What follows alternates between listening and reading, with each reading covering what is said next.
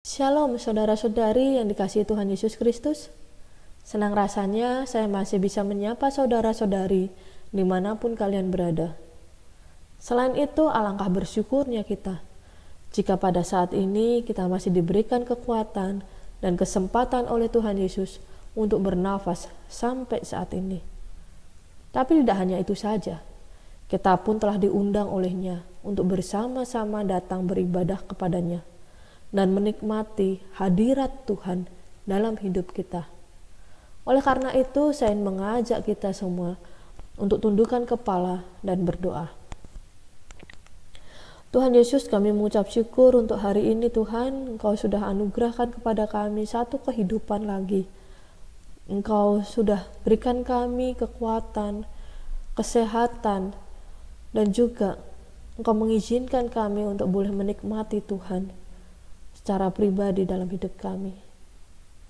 Tuhan, saatnya bagi kami untuk kami memenuhi akan undangan Tuhan, untuk kami boleh masuk ke hadirat Tuhan, bersekutu bersama dengan Engkau dan juga saudara-saudara seiman kami.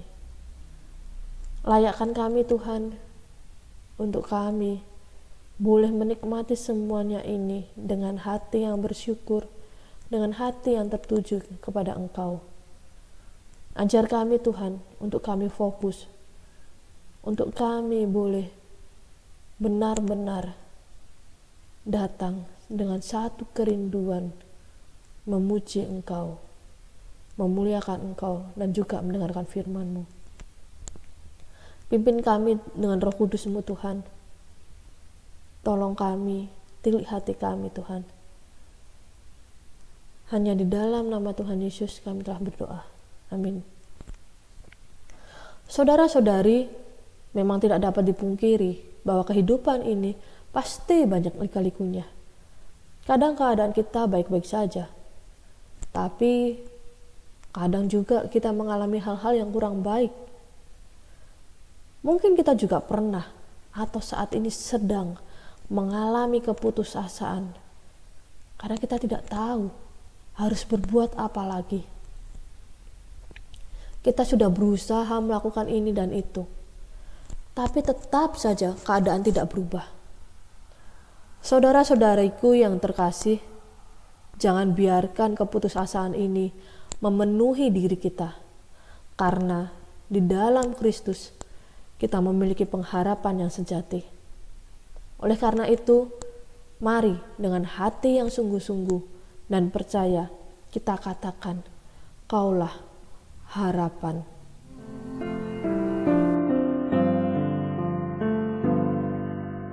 Bukan dengan kekuatanku ku dapat jalani hidupku tanpa Tuhan yang di sampingku. Ku tak mampu sendiri, Engkaulah kuatku yang menopangku. Ku pandang wajah-Mu dan berseru, pertolonganku datang dari-Mu. Peganglah tanganku, jangan lepaskan. Kaulah harapan dalam hidupku.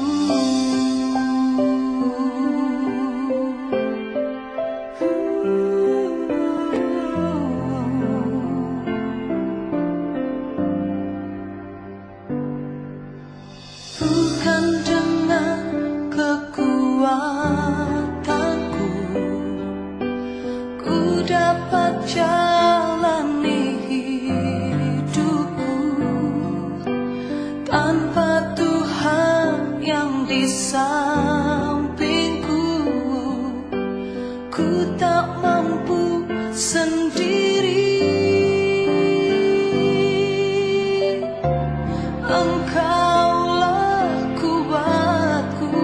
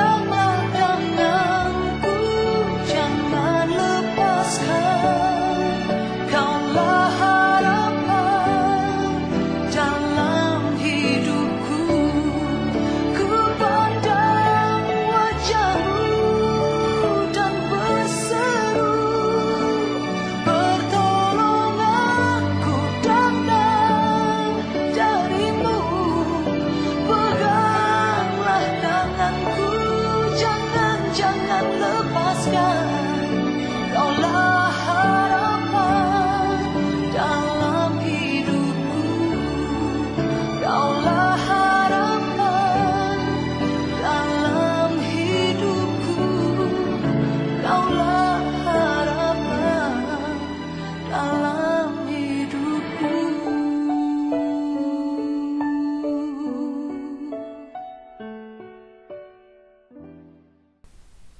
Saudara-saudari, sebelum kita sama-sama mendengarkan firman Tuhan, mari saya ingin mengajak kita kembali tundukkan kepala kita. Kita meminta Roh Kudus mampukan kita untuk dengan hati kita dapat mengerti akan firman Tuhan. Mari kita berdoa. Tuhan Yesus, kami sekali lagi datang ke hadirat-Mu. Kami mohon kiranya Roh Kudus-Mu yang terangi pikiran dan hati kami, sehingga kami pada saat ini boleh mengerti akan firman Tuhan. Kami dimampukan untuk melakukan firman Tuhan ini di dalam kehidupan kami sehari-hari. Dan juga kami boleh memberitakan firman ini kepada saudara-saudara di sekitar kami. Tuhan, tolong juga untuk hamba-Mu yang akan menyampaikan firman ini, sehingga kiranya apa yang hamba sampaikan ini sesuai dengan apa yang Tuhan ingin untuk kami sama-sama lakukan dalam hidup kami.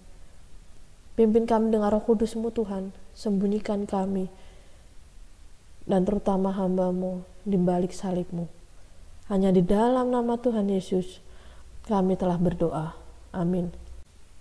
Saudara-saudari, saya ingin mengajak kita semua untuk membuka Alkitab kita, dan kita buka dari Matius 27 ayatnya yang ke-46. Matius 27 ayatnya yang ke-46. Kira-kira jam 3 berserulah Yesus dengan suara nyaring, Eli, Eli, lama sabachthani. Artinya, Allahku, Allahku, mengapa engkau meninggalkan aku? Saudara-saudari, dalam peristiwa ini merupakan peristiwa di mana ketika Tuhan Yesus sudah berada di dalam satu misinya, Tuhan Yesus sudah ada di atas kayu salib. Ia sebentar lagi sudah selesai menjalankan apa yang menjadi misi Allah bagi dunia ini. Eli, Eli, lama sabachthani. Allahku, Allahku, mengapa engkau meninggalkan aku? Saudara-saudari, satu seruan yang kita bisa sama-sama lihat betapa dari dalam hatinya Tuhan Yesus berseru kepada Allah Bapa. Allah Bapa, Allahku, Bapakku, mengapa engkau meninggalkan aku? Apa yang sebenarnya terjadi? Yesus yang adalah Allah, kenapa ia berseru seperti itu? Yesus juga yang adalah manusia. Saudara-saudari, ada seorang penjahat di saat dia melakukan suatu kejahatan besar. Dia membobol sebuah bank. Dan di dalam misi pembobolan tersebut, dia pun ditangkap oleh polisi. Ketika dia ditangkap oleh polisi, akhirnya dia diadili. Dan ternyata dia harus dipenjara seumur hidupnya karena konsekuensi dari perbuatannya. Seseorang yang ketika itu mendengar akan vonis hukuman bagi seorang penjahat muda ini, ia berkata kepada hakim, "Pak Hakim, tolong bebaskan anak itu, dan biarlah saya yang menanggung dan menggantikan hukuman anak itu. Karena ia masih memiliki masa depan yang panjang." Kemudian hakim dan orang-orang di sana pun merasa heran. Kenapa Bapak ini mau menggantikan seorang anak yang sudah berbuat jahat, yang sudah merugikan banyak orang. Saudara-saudari, akhirnya Bapak inilah yang menggantikan anak ini yang harusnya ia dipenjara, tetapi Bapak inilah yang menanggungnya. Hal ini juga sama dengan kita. Ketika Tuhan Yesus yang adalah 100% Allah dan 100% manusia menggantikan dosa-dosa kita, menggantikan hukuman kita di atas kayu salib. Mengapa Tuhan Yesus berkata, Eli, Eli, lama sabachthani? Allahku, Allahku, mengapa engkau meninggalkan aku? Setiap kita orang percaya pasti tahu bahwa Tuhan kita Yesus Kristus adalah 100% Allah dan 100% manusia. Dalam kealahannya, Yesus seharusnya bisa melakukan semua hal dengan mudahnya, bukan? Karena Dia adalah Tuhan yang maha segalanya. Tetapi berbeda halnya dengan kita manusia yang terbatas ini. Kita tidak bisa melakukan segala sesuatunya dengan bebas. Kita tidak bisa melakukan segala sesuatu. Kita terbatas. Ada hal-hal yang bisa kita lakukan, tetapi ada hal juga yang tidak bisa kita lakukan. Tetapi apa yang kita pikirkan ini ternyata tidaklah semuanya benar. Mungkin ada yang di antara kita sebagai orang percaya berpikir bahwa Allah itu kan tidak bisa merasakan dengan persis apa yang manusia rasakan dalam hidupnya. Saudara-saudari, dari hal ini maka banyak orang juga yang justru mempertanyakan akan kealahan dari Tuhan Yesus Kristus. Karena di saat itulah, di saat ia di atas kayu salib, di saat Tuhan Yesus berada di dunia ini, Tuhan Yesus menjadi terbatas. Rasul Paulus di dalam surat Filipi 2 ayat 5-11 mengatakan bahwa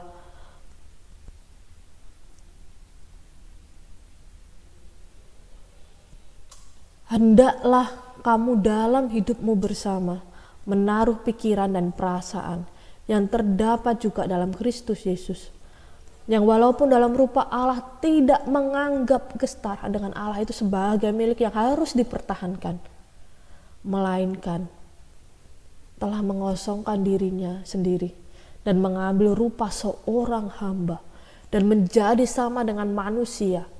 Dan dalam keadaan sebagai manusia ia telah merendahkan dirinya dan taat sampai mati. Bahkan sampai mati di kayu salib. Itulah sebabnya Allah sangat meninggikan dia dan mengaruniakan kepadanya nama di atas segala nama. Saudara-saudari, dalam suratnya ini Rasul Paulus memberitahukan kepada kita tentang bagaimana Yesus datang ke dunia ini dengan menanggalkan kesetaraannya sebagai Allah, lalu mengosongkan dirinya dan mengambil rupa seorang hamba sehingga menjadi sama dengan manusia. Sangat jelas bukan bahwa menjadi sama berarti tidak berbeda dengan keadaan manusia pada umumnya. Jadi Yesus pun bisa merasakan sedih, takut, merasa ditinggalkan, sakit, lapar, haus, dan lain sebagainya. Sama seperti kita. Mungkin kita merasa bahwa ini bagaimana Allah atau manusia Yesus ini. Kenapa Allah bisa merasakan sama seperti kita? Di dalam keterbatasannya sebagai manusia yang juga bisa merasakan perasaan yang sama dengan kita, tentu kondisi ketika ia mau disalib itu membuatnya menjadi takut dan tentunya sakit yang luar biasa ia rasakan. Siapa sih di antara kita yang tidak merasa sakit? jika tangan dan kaki kita dipaku sampai tembus seperti Yesus. Dalam perasaan seperti inilah, maka Tuhan Yesus berteriak kepada Bapa di surga. Seruan yang juga menjadi pertanyaan bagi Yesus sendiri mungkin ketika itu. Meskipun kita sama-sama percaya bahwa ia sebenarnya mengerti apa yang menjadi kehendak Bapa. Tetapi di dalam kemanusiaannya, Tuhan Yesus ingin menggambarkan bahwa ia membutuhkan satu pengharapan. Ia berdoa kepada Bapa. Ia meminta pertolongan, kekuatan dari Allah Bapa. Yesus ini juga di dalam kesakitannya itu kemudian berteriak, Eli, Eli, lama sabachthani. Allahku, Allahku, mengapa engkau meninggalkan aku? Hal ini seolah-olah Yesus ingin mengatakan bahwa bahwa Bapa telah benar-benar meninggalkan dia sendirian untuk menanggung dosa-dosa kita. Allah Bapa seolah-olah tidak peduli kepadanya lagi. Tetapi benarkah Allah Bapa kita tega meninggalkan anaknya yang tunggal yang sedang menderita itu? Dalam hal ini Bapa memalingkan wajahnya karena Yesus Kristus berlumuran dosa manusia yang ditebusnya. Yesus berteriak bukan karena takut soal kematian, karena dia berkuasa atas kematian. Jadi jeritan itu memang karena keterpisahannya dengan Bapanya kala itu. Alkitab menyaksikan Yesus Kristus menanggung dosa manusia di atas kayu salib. Di dalam 1 Korintus 15 ayat 3.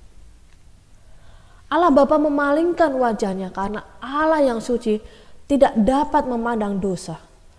Allah mengasihi orang berdosa, ya benar. Allah mengasihi orang berdosa. Tetapi ia juga membenci dosa itu sendiri. Bukan manusianya yang ia benci, tetapi dosanya itu yang Allah Bapa benci. Karena itu ketika Yesus ada di kayu salib, ketika Yesus yang adalah Allah yang suci, Allah yang tidak mungkin berdosa, Allah yang tidak bercacat ini telah menanggung dosa dan menjadi berdosa karena manusia. Tetapi Tuhan Yesus tetap adalah pribadi yang tidak pernah terkena dosa sama sekali, tidak pernah melakukan dosa sama sekali seumur hidupnya. Karena ia adalah Allah yang tidak bisa terkena dosa. Saudara-saudari, karena Tuhan Yesus menjadikan dirinya berdosa, sama seperti tadi seorang bapa yang tidak dikenal, yang seolah-olah menjadikan dirinya menjadi seorang penjahat dan menanggung dosa atau kejahatan yang dilakukan oleh orang muda ini dan menanggung hukumannya untuk dipenjara seumur hidupnya. Begitu juga Tuhan Yesus yang menanggung hukuman maut yang harusnya kita yang menerimanya. Yesus menjadi terkutuk karena dosa-dosa kita. Sama seperti tertulis di Galatia 3 ayat 13. Kristus telah menebus kita dari kutuk hukum Taurat dengan jalan menjadi kutuk karena kita. Sebab ada tertulis, terkutuklah orang yang digantung pada kayu salib. Jadi ketika itu budaya Yahudi, mereka memberikan hukuman kepada penjahat, kepada orang-orang yang berdosa itu dengan digantung di kayu salib. Hukuman yang menandakan suatu kehinaan yang dilakukan oleh orang-orang Yahudi ketika itu. Dan di saat seperti itulah Tuhan kita Yesus Kristus yang adalah suci, yang adalah sebenarnya Allah yang maha tinggi, Allah yang tidak berdosa, Allah yang bukanlah seorang penjahat, tergantung di kayu salib yang menandakan adanya kehinaan yang ia tanggung. Dalam latar belakang budaya dan cara pandang Yahudi, ucapan Eli Eli lama sabaktani merupakan pengucapan pengharapan terhadap mujizat yang akan segera menyusul dengan hadirnya sinar fajar yang akan segera menyusul. Saudara-saudari, yang menjadi pertanyaan, benarkah Allah Bapa meninggalkan Yesus? Yesus berseru, Eli Eli lama sabaktani, karena dia sedang berada dalam kondisi di mana Allah Bapa memalingkan muka daripadanya, karena semua dosa manusia telah ditanggungkan kepadanya, sehingga Bapa memalingkan muka dan meninggalkan dia. Apa artinya? Kenapa Bapa memalingkan muka? Karena Bapa tidak bisa berkompromi dengan dosa. Allah kita, Allah Tritunggal ini tidak bisa berkompromi dengan dosa. Sehingga Bapa memalingkan muka dan meninggalkan Yesus, yang dimana sebenarnya menggambarkan bahwa Bapa memalingkan dirinya dari dosa. Dan sebenarnya hal itulah yang perlu kita ingat, bahwa Allah kita tidak menyukai dosa. Ketika kita melakukan dosa, ketika kita hidup di dalam dosa terus-menerus, kita tidak melakukan suatu perubahan, kita tidak semakin hari semakin serupa dengan Kristus, kita tetap justru menyukai dosa-dosa yang kita lakukan, Bapa pun akan memalingkan wajahnya dari kita.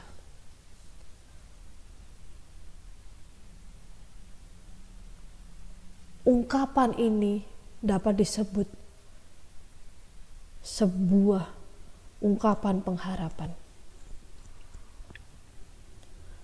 Dari kata Eli Eli lama sabaktani,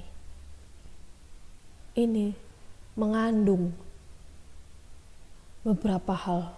Yang pertama adalah adanya ungkapan pengharapan. Pengharapan ketika kita mengalami sesuatu hal yang kita tidak sukai, yang mungkin membuat kita menjadi seseorang yang mengalami persoalan hidup, masalah. Ketika kita tidak ada pengharapan, kita pun berdoa, Tuhan, tolong jangan tinggalkan kami. Di dalam keadaan yang tidak baik-baik saja, kita berseru kepada Tuhan, Tuhan, tolong jangan tinggalkan kami. Adanya pengharapan di sini yang harusnya kita miliki. Makna kedua adalah seruan keselamatan umat manusia. Ungkapan ini diserukan oleh Yesus saat dia disalibkan dan tidak lama sebelum dia mati.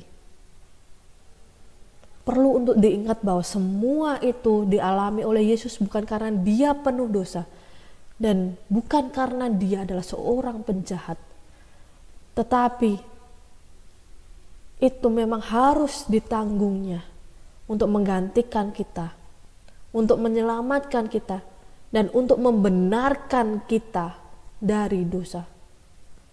Sehingga kita tidak lagi menjadi budak dosa, tetapi kita menjadi hamba Allah. Yesus disalibkan, Yesus mati supaya kita diselamatkan dan memperoleh hidup yang kekal bersama dengan Allah di surga. Yang ketiga adalah memperbaiki relasi antara manusia dengan Allah yang telah rusak karena dosa. Jika kita melihat dalam Kejadian, kita melihat bagaimana Allah menciptakan manusia dengan keadaan sungguh amat baik. Yang mana itu berarti menyerupai dengan Kristus, karena dikatakan bahwa manusia ini serupa dan segambar dengan Allah. Tetapi saudara-saudari, kita juga mengingat di dalam Kejadian itu juga manusia jatuh dalam dosa. Relasi manusia dengan Allah sudah rusak sampai sebelum Yesus mati di kayu salib. Dengan pengorbanan Yesus di kayu salib ini, memperbaiki relasi kita dengan Allah. Sehingga kita dipersatukan dengan Allah. Karena apa? Karena tidak ada korban bakaran yang tidak bercacat. Tidak ada korban sembelihan yang tidak bercacat. Kecuali Tuhan Yesus yang adalah sempurna. Allah ingin kesempurnaan itu terjadi. Oleh karena itu Ia menganugerahkan putranya yang tunggal ke dunia ini untuk menebus dosa kita. Tetapi bagaimana kita? Apakah kita mau menerima Tuhan Yesus di dalam hidup kita? Ataukah kita tetap hidup di dalam kesenangan kita? Kita tetap ingin hidup di dalam dosa-dosa kita. Semua ini harus ditanggung oleh Yesus, agar semua murka Allah terhadap manusia berdosa diberikan kepadanya. Dan relasi antara Bapa dan manusia yang telah rusak itu karena dosa sekarang telah diperbaiki. Kemudian makna yang keempat adalah menjadi tanda akan adanya kehidupan yang baru di dalam Yesus Kristus. Saudara-saudari, kita sebagai manusia berdosa, kita sudah diselamatkan. Kita yang adalah tadinya manusia lama yang merupakan budak dosa, melalui pengorbanan Tuhan Yesus di kayu salib ini, yang menanggung hukuman dan dosa-dosa kita, maka kita telah memiliki kehidupan yang baru di dalam Kristus, yang artinya adalah kita sudah dibenarkan oleh Kristus dan kita bukan lagi menjadi budak dosa, tetapi kita hamba Tuhan, yang mana hidup kita seharusnya semakin hari semakin lebih baik, semakin serupa dengan Kristus, semakin kita meninggalkan dosa. Apakah ini tandanya bahwa kita tidak bisa berdosa? Kita sebagai manusia yang tinggal di dunia ini, tentu kita masih bisa melakukan dosa karena keterbatasan kita. Daging memang lemah, roh penurut, yang artinya kita manusia di dunia ini seringkali masih tergoda dengan hal-hal yang membuat kita terjerumus dalam dosa ini. Tetapi bukan berarti kita bisa dengan santainya berkata, aku kan masih manusia berdosa yang ada di dunia ini. Tuhan pasti mengampuni aku jika aku melakukan dosa. Bukan berarti kita berkompromi dengan seperti itu. Tetapi seharusnya kita manusia baru ini yang sudah diperbarui oleh Allah, Kita tahu bahwa itu dosa. Kita harus melawan godaan iblis itu dan kita tidak melakukannya. Mungkin hal itu menjadi sulit bagi kita. Tetapi sama seperti Tuhan Yesus yang berdoa kepada Tuhan, kepada Allah Bapa untuk meminta pertolongan. Begitu juga kita. Jangan sampai karena dosa kita Allah memalingkan wajahnya dari kita. Sehingga pada saat penghakiman terakhir kita justru bukan lagi masuk di dalam kehidupan yang kekal, tetapi penghukuman yang kekal. Saudara-saudari,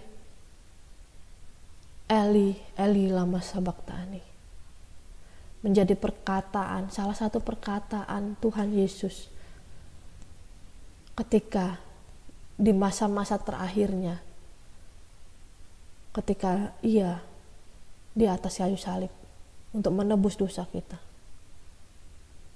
Di dalam Ibrani 9 ayat 22 mengatakan, dan hampir segala sesuatu disucikan menurut hukum Taurat dengan darah. Dan tanpa penumpahan darah tidak ada pengampunan. Tanpa penumpahan darah tidak ada pengampunan. Disinilah akhir daripada penumpahan darah atau pengorbanan Tuhan Yesus di atas kayu salib untuk kita.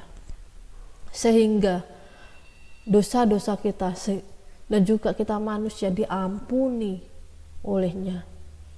Kita dipersatukan kembali oleh Bapa di surga. Dan biarlah firman ini terus mengingatkan kepada kita untuk kita boleh hidup semakin serupa dengan Allah. Untuk kita boleh hidup semakin hari semakin berkenan kepadanya. Dan biarlah pengorbanan Tuhan Yesus tidaklah menjadi sia-sia, tetapi pengorbanan Tuhan Yesus ini terus menjadi ingat-ingatan bagi diri kita. Mari kita berdoa.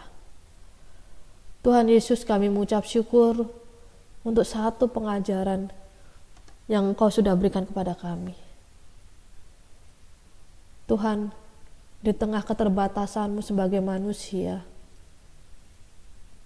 Engkau mau tetap setia menjalankan kehendak Bapa di surga untuk menebus dosa-dosa kami manusia yang bebal, yang terus-menerus melakukan dosa.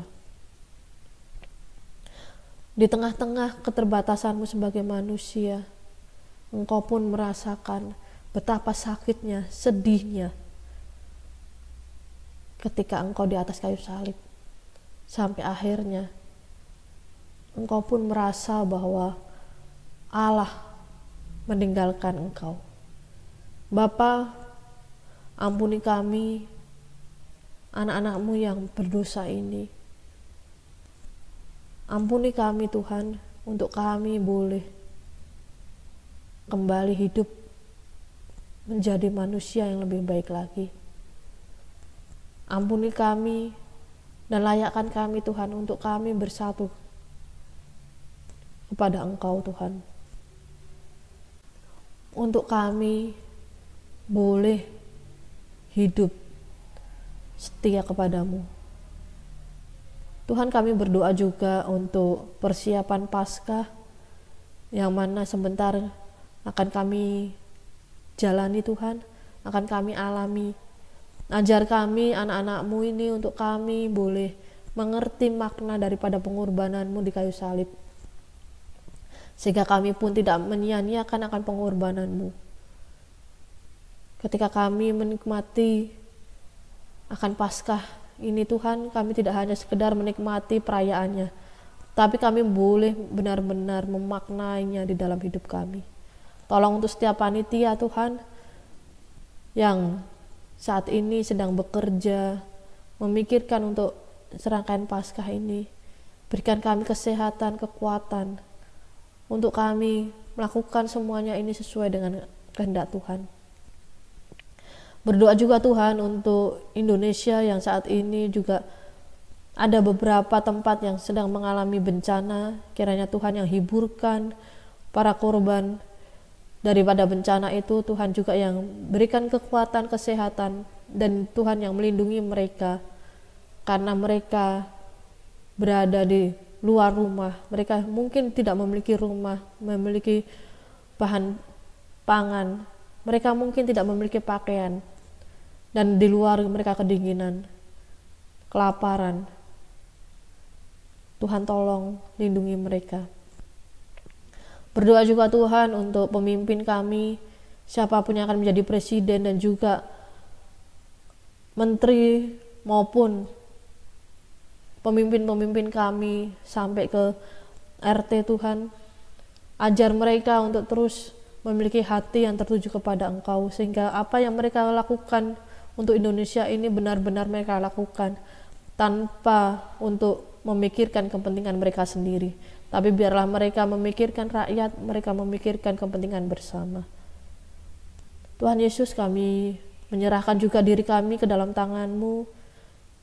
Jika ada pergumulan di dalam diri kami saat ini Tuhan, kiranya Tuhan yang tolong kami, ajar kami untuk boleh terus bergantung, berserah hanya kepada Engkau saja. Jika ada yang sakit Tuhan, kiranya Tuhan yang jamah kami, berikan kekuatan pada kami Tuhan, dan kesembuhan pada kami. Kami serahkan semuanya ini ke dalam tangan-Mu, hanya di dalam nama Tuhan Yesus kami telah berdoa. Amin.